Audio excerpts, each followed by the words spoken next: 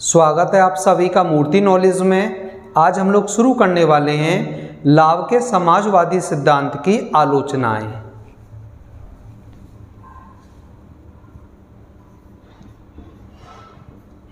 लाव के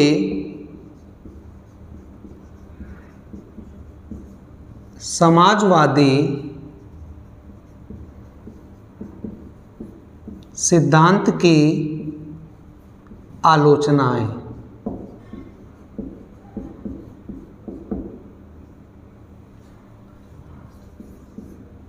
इस सिद्धांत की पहली आलोचना है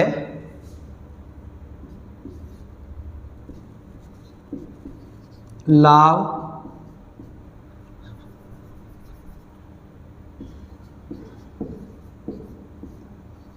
मजदूर के शोषण से नहीं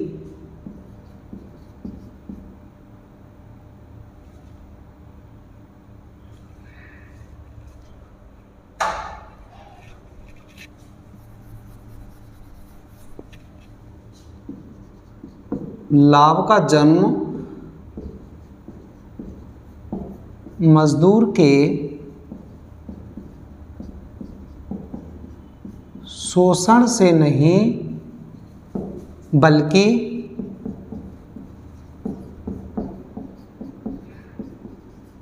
साहसी की योग्यता से प्राप्त होता है।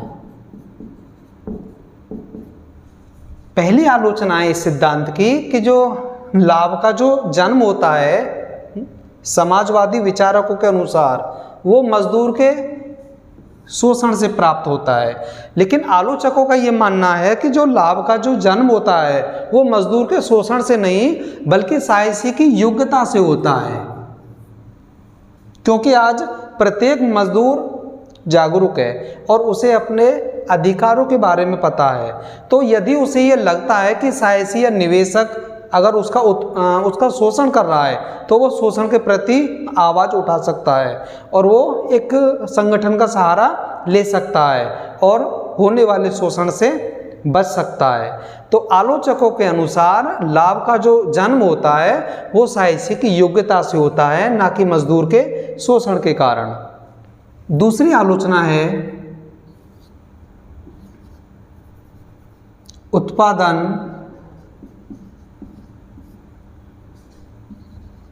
उत्पादन केवल श्रम का परिणाम नहीं।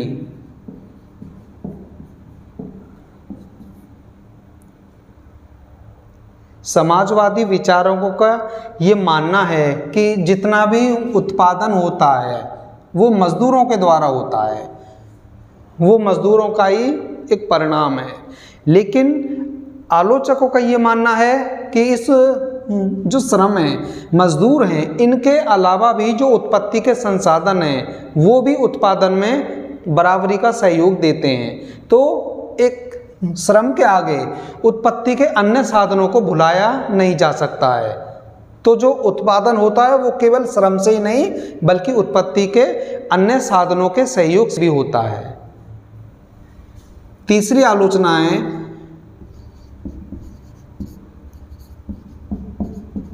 लाभ और मजदूरी में प्रत्यक्ष संबंध नहीं।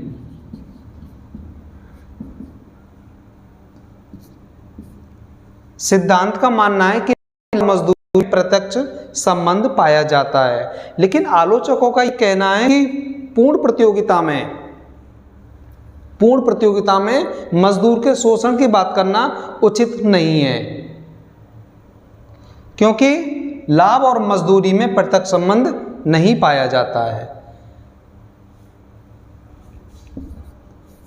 चौथी आलोचना है समाजवादी राष्ट्रों में भी लाभ का जन्म होता है।